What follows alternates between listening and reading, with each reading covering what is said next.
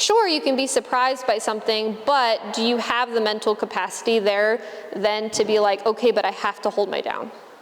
Because in a lot of situations, that's why you're getting some of the reactivity to like the people that surprise him, is because instead of him being surprised and then also dialing back in and being like, okay, but I'm supposed to be in command, he's just going off of that instinctual response. So if we can challenge him a little bit on it in this manner, it's gonna help him.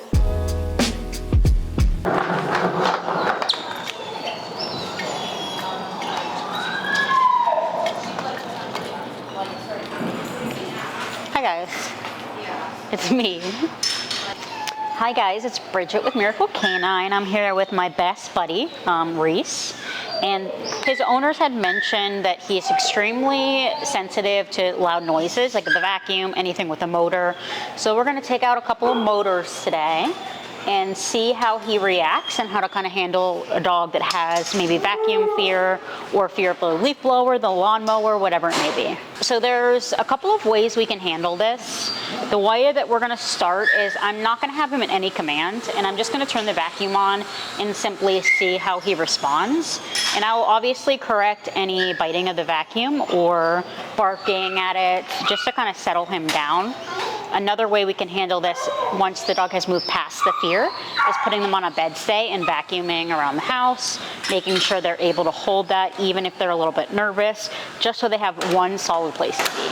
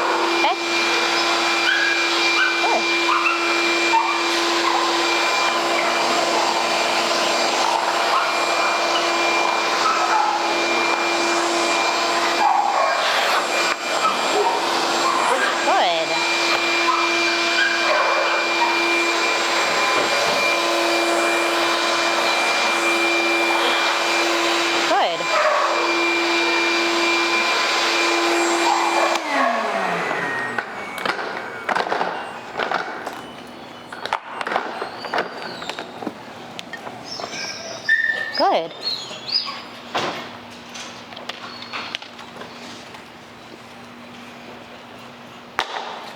Good.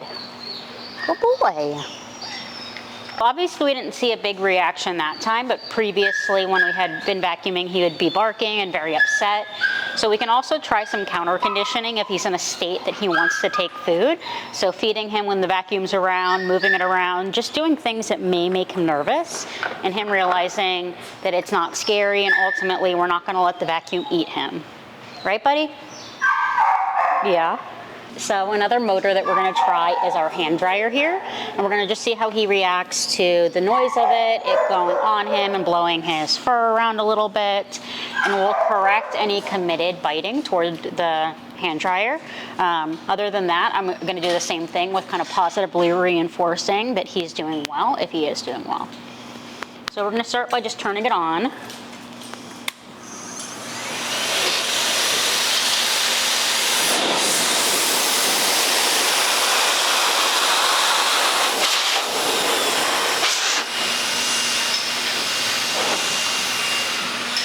I'm gonna stand up.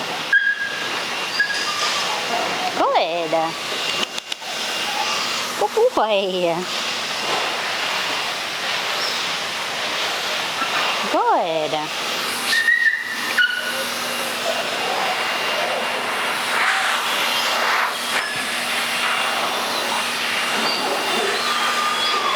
Good boy.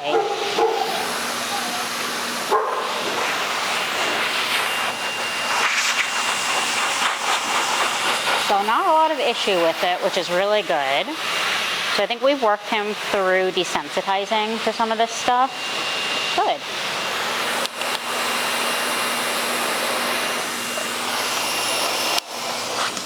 And obviously a dog is going to act a little bit differently in the context of our facility, in a home environment, but it's important we still practice these things to know how he reacts, so it can be transferred into home, how the owners can have success when they're vacuuming or using something with a motor. So we've definitely introduced a Dremel to him before, but we're going to go ahead and see. How do you feel about this one, buddy?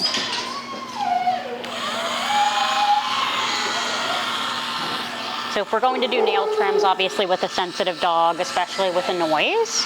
Oh, where are you going? I'm just gonna start by kind of touching him with it. Good.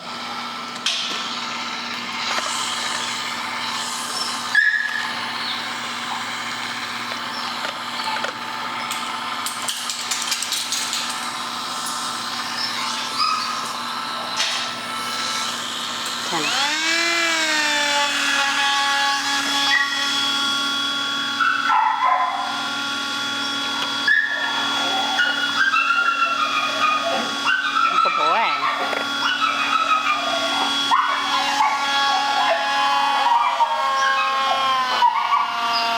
Good.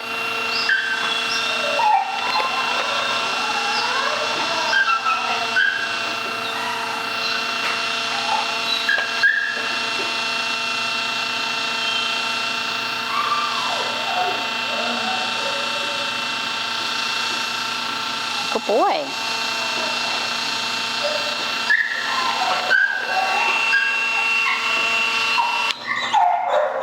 So we worked on 3 different things with motors, and he did pretty well. Used a lot of positive reinforcement, and we could see that that worked really well for him. So as he's being transferred back home, we're going to make sure to go over with his owners how they can continue success around things that might be scary, so we're not seeing hyper arousal around mowers, vacuum cleaners, blenders, whatever it may be. Cool. No issues with anything? No issues with anything else? No. Hi, Ben. Let's work on, I know we talked about the like stranger danger stuff today. So why don't you pop a muzzle on him? And then I've enlisted a couple of our other staff members that'll kind of like cycle through, and we'll test him with like people approaching you.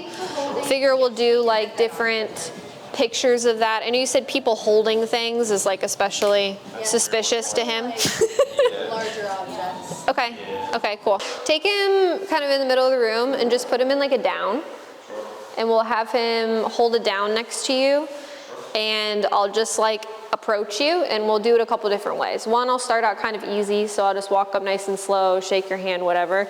And then I might even try like running up to you, all that kind of stuff, and we'll see how he does. Sure. And then the rules are, if he breaks his down, then he gets correction. Cool. Pretty simple. Good.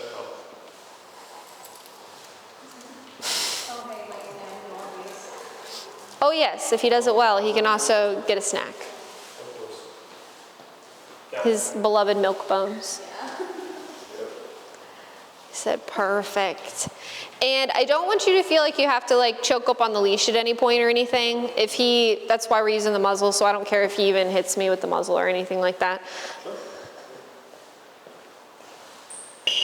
Hi, how are you? Good to see you. Wow, look at this handsome dog. How nice. He's just excited. So there you could tell him. No, down. There you go. All right, and we'll try, I'll kind of run up right behind you and actually behind him, and I'll see how he does with that too.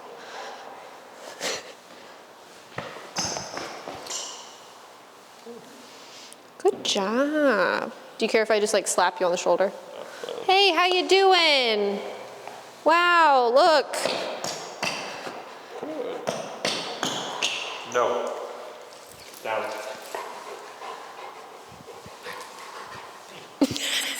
Such a disgruntled down. All right, we'll try one more of those.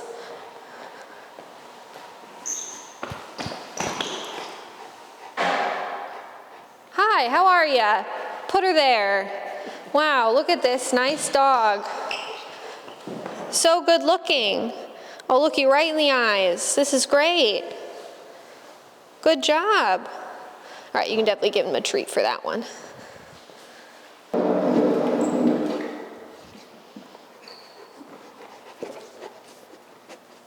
Nope. Down.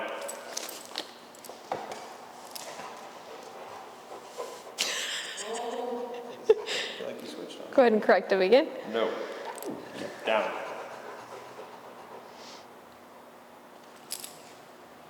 Good choice.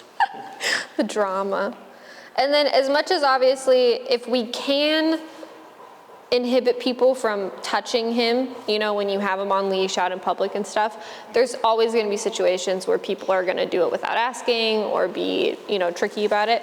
So kind of like testing him and his tolerance of like, you know, a quick little drive-by like, oh, look, a doggy. You know what I mean? Like little things like that can be helpful too. Because again, if I can control it, I'm not going to let someone do that. But, you know, nothing's ever going to be perfect.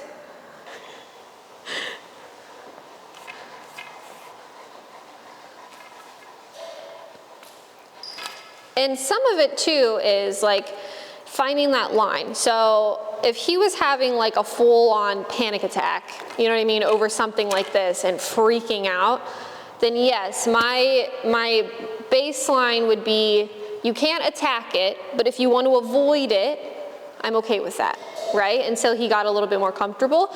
But he's not really like having like a big emotional response to it. He's just like, ooh, what is that?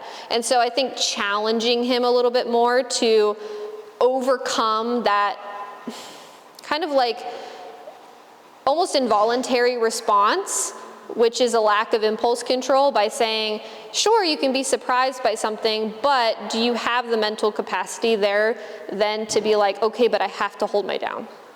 Because in a lot of situations, that's why you're getting some of the reactivity to like the people that surprise him, is because instead of him being surprised and then also dialing back in and being like, okay, but I'm supposed to be in command, he's just going off of that instinctual response.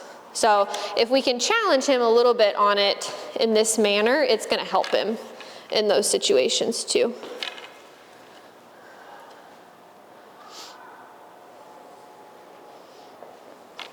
Very nice. Could definitely treat him for that. That was good.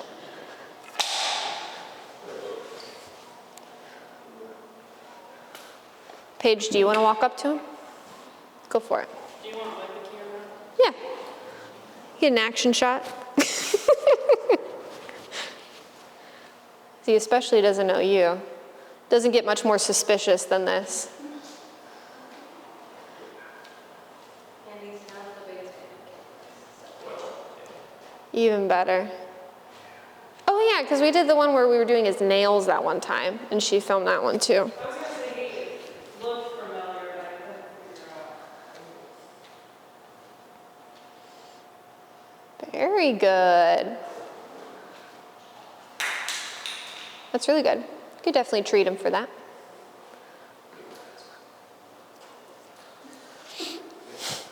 All right, do you guys want to swap? We'll see if there's a different response. Oh, for like meeting that?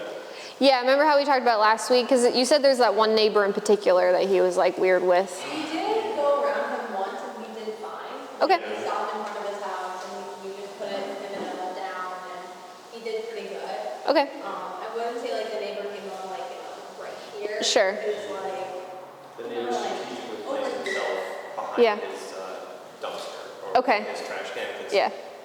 The first time they ran into each other. But Yeah. yeah. So, but we've been telling him how he's been working on things, how he's getting better. like, oh, okay, that's fine. So he'd be willing to do it again, but Yeah. we haven't yet fully reintroduced them. Yeah, and like I said, I mean, the extent of like introduction that I would do in that setting is at least just get them both comfortable with like coexisting. You know what I mean? Like, it's not like he has to like pet Benny or be best friends or be buddies. It's just that we at least want him understanding that like the neighbor's not somebody that you can like pick on and intimidate and stuff like that. I definitely mark him when he barks at him through like the fence. Yes, good. So I mark most of those that I can catch. Yep, no, that's good.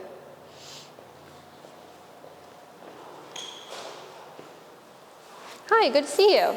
Nice to see you. How are you today? Doing great. Wow, look at this nice, really handsome dog.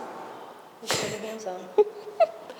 I try to do everything as like awkward and uncomfortable as possible to like make it as challenging for them as possible, because sometimes you'll run into some people where you're like, wow, you have zero instincts on like what you should do around a dog. They'll be like, wow, look at this really handsome dog. How amazing, I love it. He looks great. Wow, good job. Yeah, honestly, like some people I'm like, you have no natural instincts on like self-preservation. Yes, yeah, let me do that. Let me grab his cheeks and just give him a nice little, it'll be perfect. He said, I don't know this smell. Very good. What level do you have him on right now?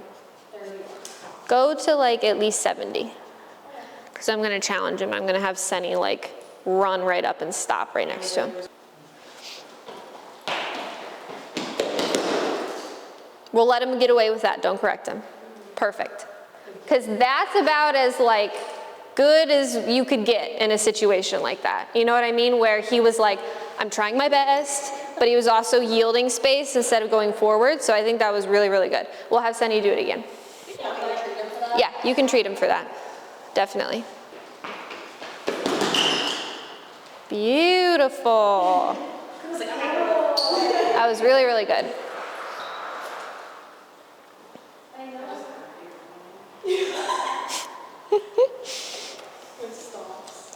He said, but all my instincts say to bite that person. I get it, buddy. All right, can you grab the broom and like walk up with that in your hand? Because he's weird about people holding things too. Mm-hmm.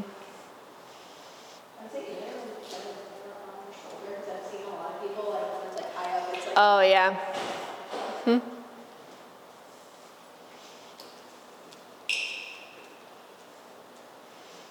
You look like a chimney sweep in Mary Poppins. Do you want me to put it back down? No, let's leave it there. Okay.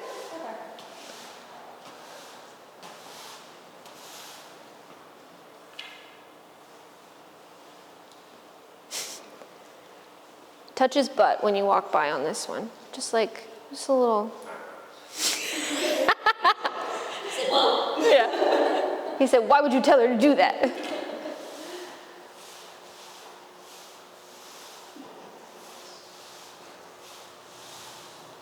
Yep, all that's fine.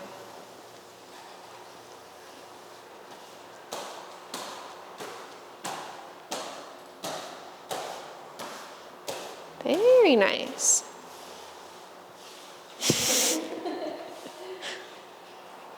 Perfect.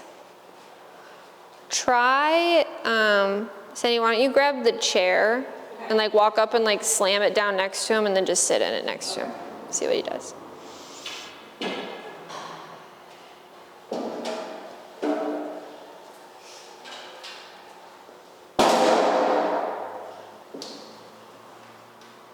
Sniffing's fine. We're gonna let that go.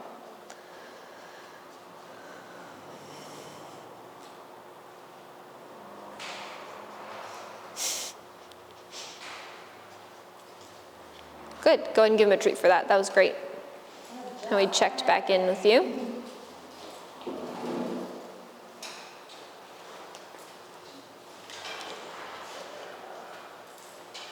Nice. Very good. Cool. Thanks. No, you're good. That was all I needed. He did great. Yeah, yeah. Well, and that's where I think, so like, what I would like to do for even a session with him is go to like Crocker Park or something like that, where it's like, we're gonna have tons of people, be nice and busy, we'll probably run into some dogs, stuff like that, so we can really put this to test like in a real environment, you know? Because I don't disagree, you know, obviously when we're in a context like this, it's like, he knows, it's like work mode. It's like he reads the room, you know, but if we take him somewhere like that, it'll be a lot more authentic and genuine, and so we'll see it in more of like a real life setting too. Very good. I'm just gonna let him hang out there. Cool. Now kind of walk like a circle around them, if you don't mind, Stephen.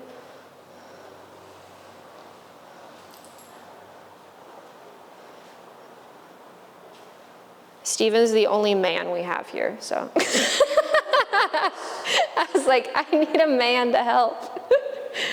Just take one step closer to him, Stephen, if you don't mind. And now just stay right there, and we're gonna see what Benny decides. We're gonna wait until he relaxes a little bit more. So you can see how his body language is a little bit more tense. He broke eye contact, which was good. But now we're just gonna wait it out. Because it's little moments like this, like if Stephen were to back up or leave when he's still a little bit like tense and on edge, then we're essentially teaching him that he can intimidate other humans by doing that, and then they'll yield space.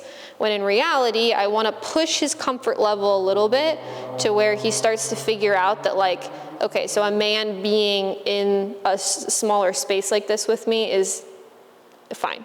Nothing terrible is gonna happen.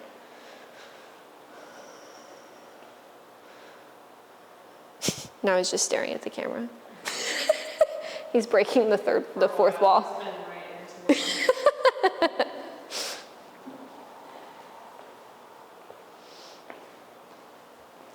Take like one step to your left, Stephen. Perfect. Good, go ahead and give him a treat.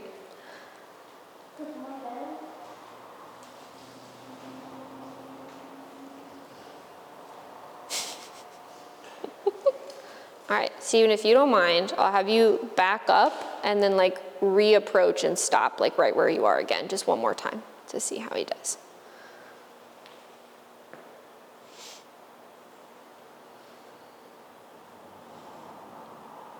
Let's see if he disengages. Again, you can see he's a little bit concerned.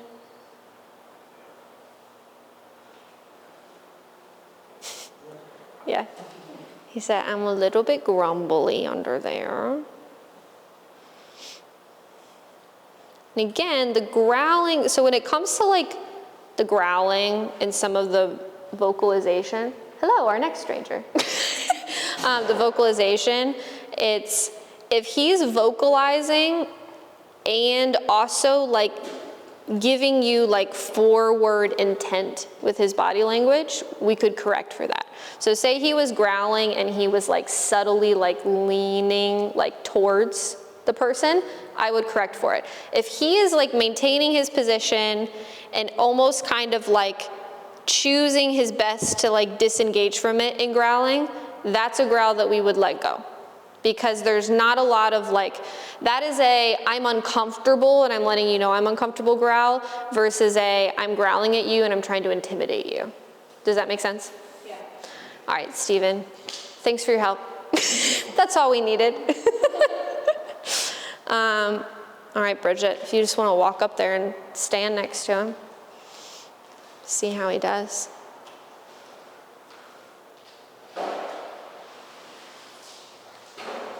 Again, kind of sniffing and checking out is okay. Another stranger. Perfect. You can walk wherever you need to. Actually, we could double team him with 2 people he doesn't even know. That'd be even better. Get all up in his business. All of Yeah, just walk right up in there. Just no touchy.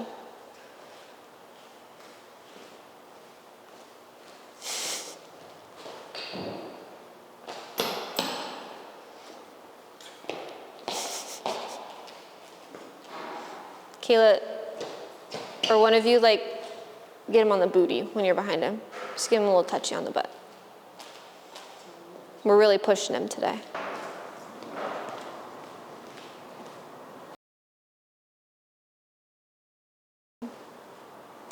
Oh, look at that.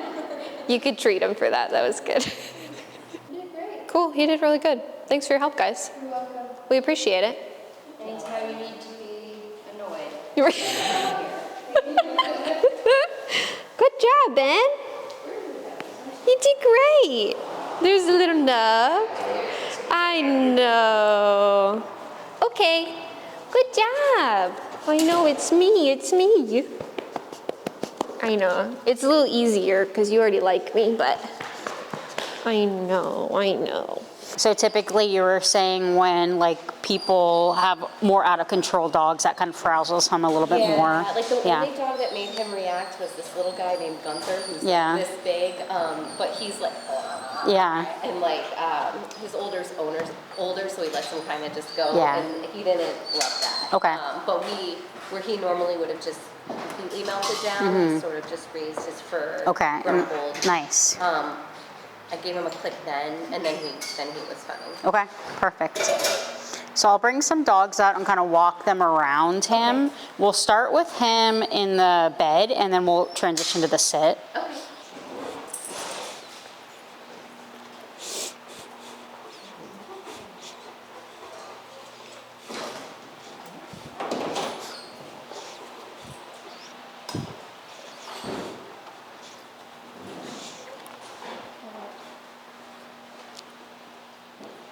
Good job, Buddha.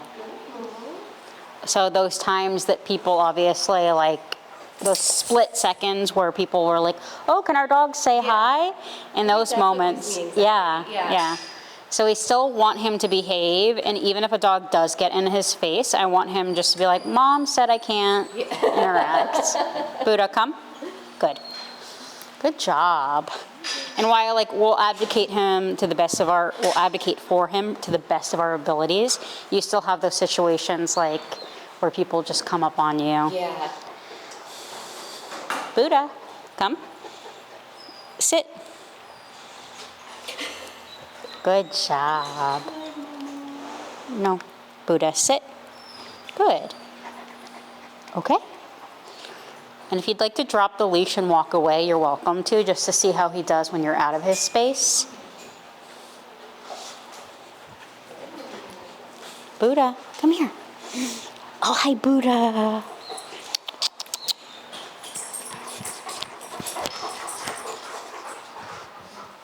Hi, what a pretty puppy.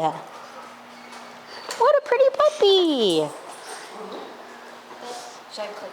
Yep. Oh. It's okay. So when he gets off or breaks command, you can mark with no to indicate that he's made the mistake. Okay. And then the click comes afterwards to reinforce that there's a consequence behind the mistake. Okay. I know that was a pretty difficult situation for him, but we'll kind of keep drilling that out till we see success. Okay? Oh, what a pretty dog. Hi, Moo Moo. Hi. My dog's really friendly. He said, Mom, help me. Good. Come on.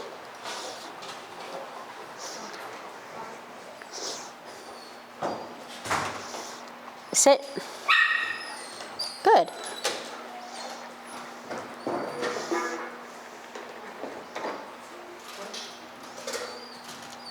Come. Good job. You can reward him for that.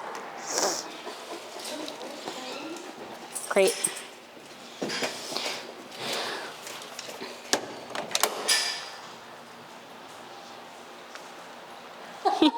He's like, I'm too silly right now. So whenever you're ready, you can release him, and we're gonna try the same thing in a sit position, where I'll have both versions of you sitting next to him, and then we'll do some duration and distance. There you go, perfect. So you see the initial impulse when a new dog comes out, he's like smelling, and although it's friendly and not coming from a place of him being aggressive, we still wanna control the impulse to go toward the other dog. Come here. Sit. Okay. Oh.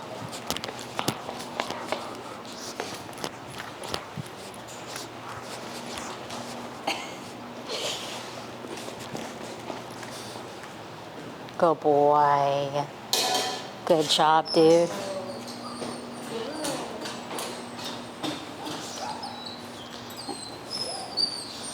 And you can drop his leash and walk away from him.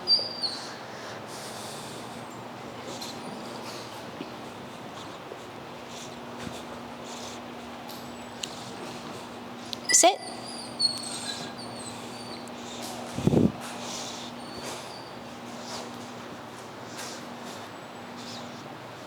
Waffles. No. Sit.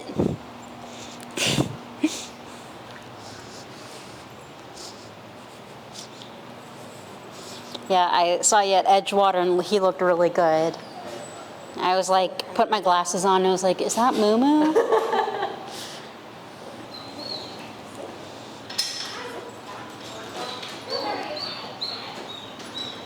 And we're gonna let this dog walk through. Same thing, if he gets out of that sit, you're gonna mark with no and tap your button.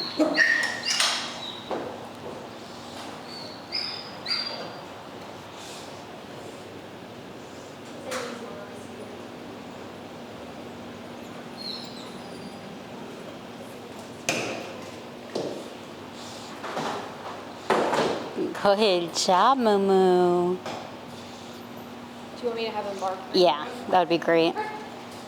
A little more than that.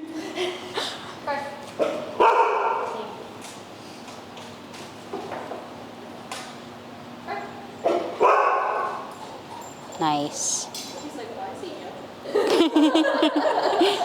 you. Yelling at. Good job, Moo Moo. This is amazing. Yeah.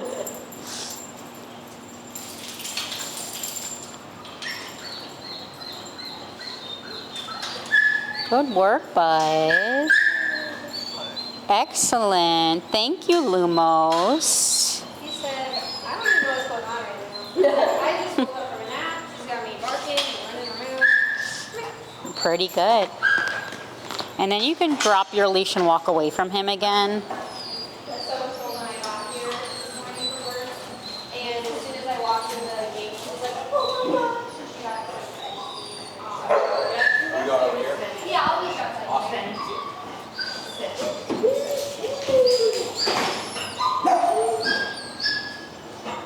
Good job.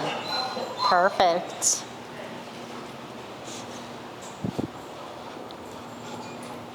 Good boy. You can go ahead and release him if you'd like.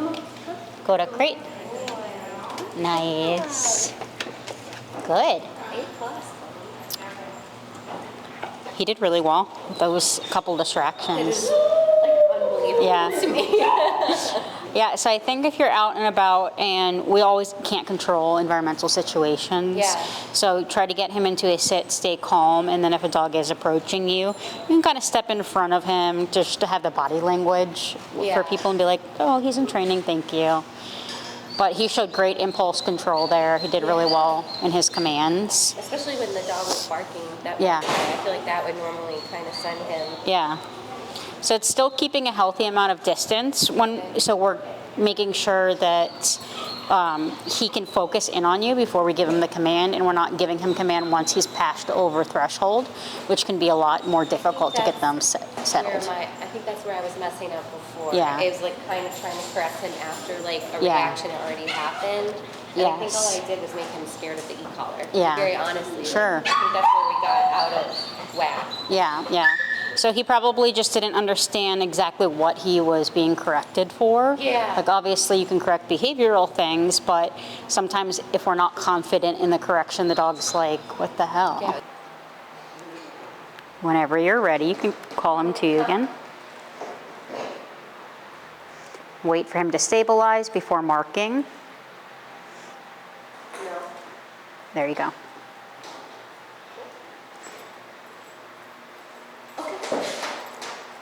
So he's not doing anything like egregious, obviously, and I never think that he was aggressive prior, but he has a way of just being like, oh, I'm not listening to mom, and kind of going off. So if we're getting on him about like our commands and making sure they're super streamlined and we're always correcting for non-compliance, we can see him just start to do these things initially. So the goal is that we don't have to keep after him all the time and that he's being like, okay, mom said come, I have to come straight to her. Hi, Tobe.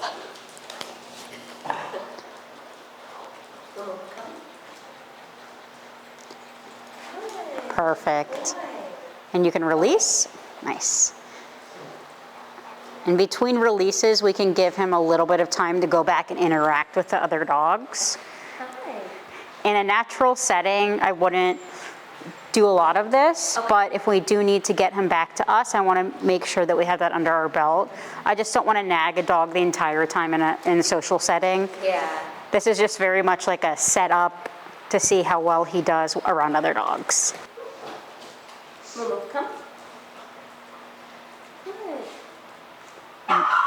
Perfect. Good job, buddy. So he's taking you a lot more seriously the last couple of reps because you've been completely like correcting him through it. And he's like, oh, okay, I can't just half listen this time. I actually do have to listen to Yeah, him on it. where I think we get in the habit of like day-to-day life comes and goes so fast that we don't enforce things with our dogs, and it's easy to let those little things go.